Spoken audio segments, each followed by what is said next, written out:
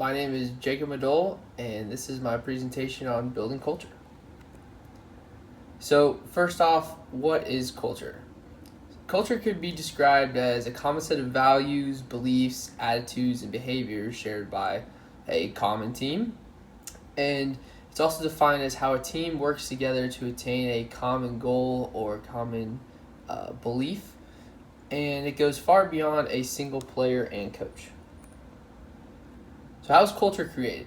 Culture is created through leadership involved with each team. And as the book we looked into, Legacy, as seen with the All Blacks, here's a quote here. It says, "What you leave isn't engraved in stone or left on a banner. It is woven into the lives of others. Your legacy is what you teach." And leadership creates and determines the direction of a program or team's culture. And created culture can be both positive and negative. There's a picture of the All Blacks doing their fabled dance there in the corner. Some keys to good culture. By no means are there a set list of traits. However, these are quite a few that I believe are essential to creating good culture. Collective character is vital to success, and the results will follow. This is a quote from the Legacy book, basically saying that character is of the utmost importance, and results will soon follow that if character is put first. Be humble, which allows for the question, how can we be better?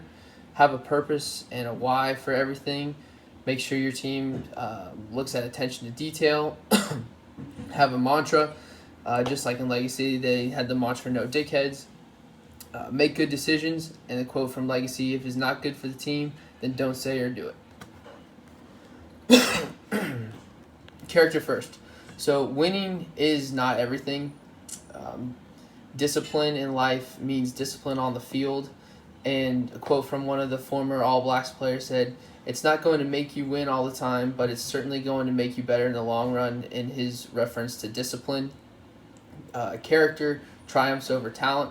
And the famous 49ers coach Bill Walsh said, "You get nowhere without character, which is the backbone of your winning team." Nick Saban also chimed in on discipline as well. He said, "It's important for our players to buy into our culture of discipline in order for us to have success." And he's obviously referencing his great dynasty of Alabama football that he's created over the last past decade of winning culture that he's created down there in Tuscaloosa, and all of the great players he's developed and all the great teams that he's coached. So character in action. So as a coach, I would create an environment where character would be valued more than winning, which does not always happen in today's day and age. I would put emphasis on playing the game the right way, which goes into respecting your opponents, having a great work ethic that is encouraged by the coaching staff, and that looks like offering extra work after practice, early work before practice, just letting the athletes know that we are at their disposal to help them work hard. And then John Wooden and Vince Lombardi, they both talked about this thing called tough empathy, which is basically the idea that as a coach, you can be hard on your players and expect the best from them, but also be empathetic towards them and help create an environment where they feel comfortable to come to you with whatever's going on, and that they are very open to what you have to say as far as coaching and the environment that you create.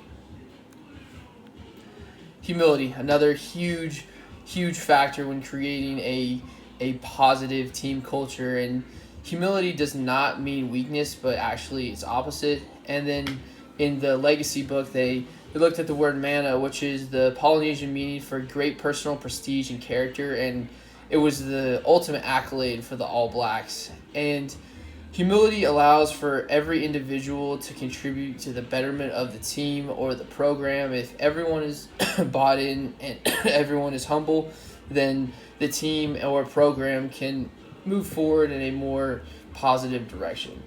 And the picture down there is of Tim Duncan. He's one of the, I'd say probably top 25 basketball players to ever play in the NBA.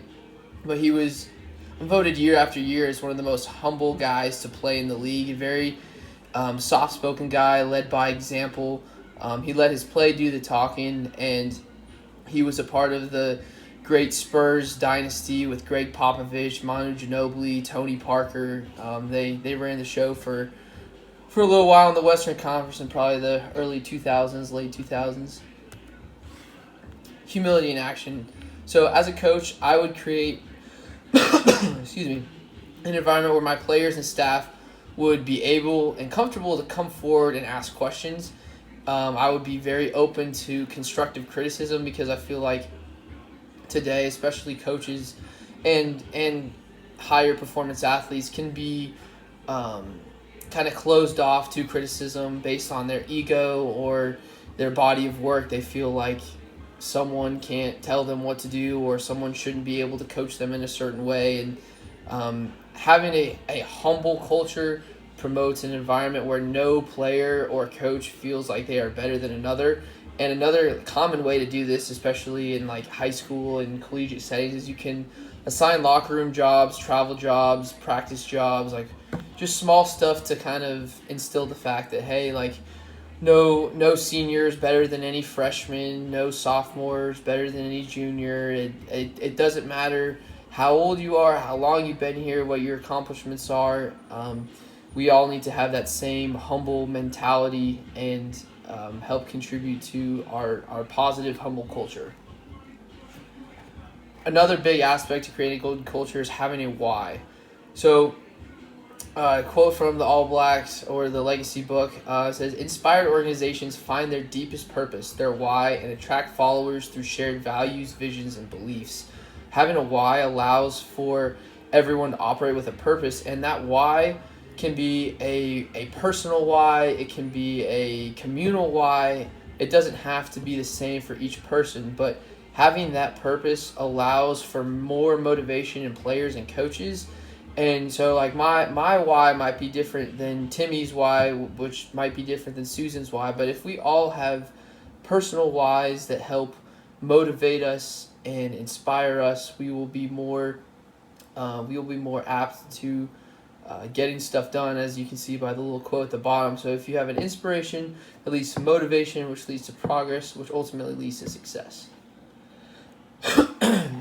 Attention to detail, another huge pillar for creating a good culture. So great cultures take pride in executing even the smallest things, and punctuality and accountability are two very broad terms, but they are all often used when looking at attention to detail.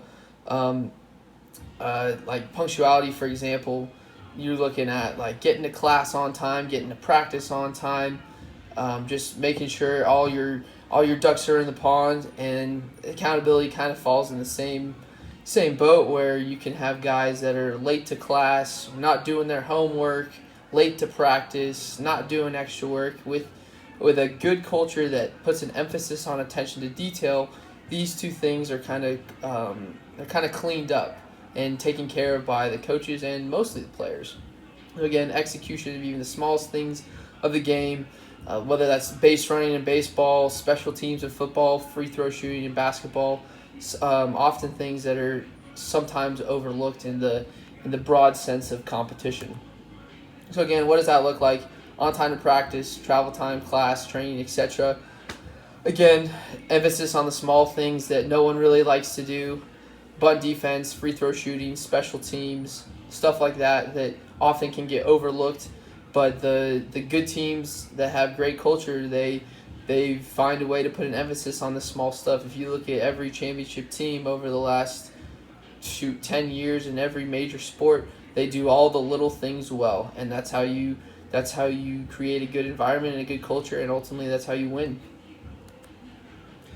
So having a mantra is also huge, and this is different than a why. The why is more personal. A mantra is more communal, to where everyone buys into something. And in Legacy for the All Blacks, it was no dickheads. They didn't tolerate that stuff. They rooted that stuff out. They weeded it out. They got rid of it. And another mantra they had, and this was more of a saying, they said, if it's not good for the team, don't say or do it. And that can help create unity within the team for your everyday decisions that you're making, whether that's going out late on a Friday night when you got a Saturday game, whether that's possibly cheating on a test or an exam. It's not a good reflection. Just all these small things, all these small choices over time add up to where you can sit back and you can say, hey, am I helping the team get better? Does this help the team? Us at ETSU for the baseball team, we have one we just say, does it make the Bucks better? And it's typically every choice you have, there's a quick decision. It's either yes or no. And if it's yes, go ahead, do it. If it's no, probably not a good idea. And having a mantra, as you can see, Nike's just do it. Having a mantra can help unite your team and create a more united culture. And there are my references.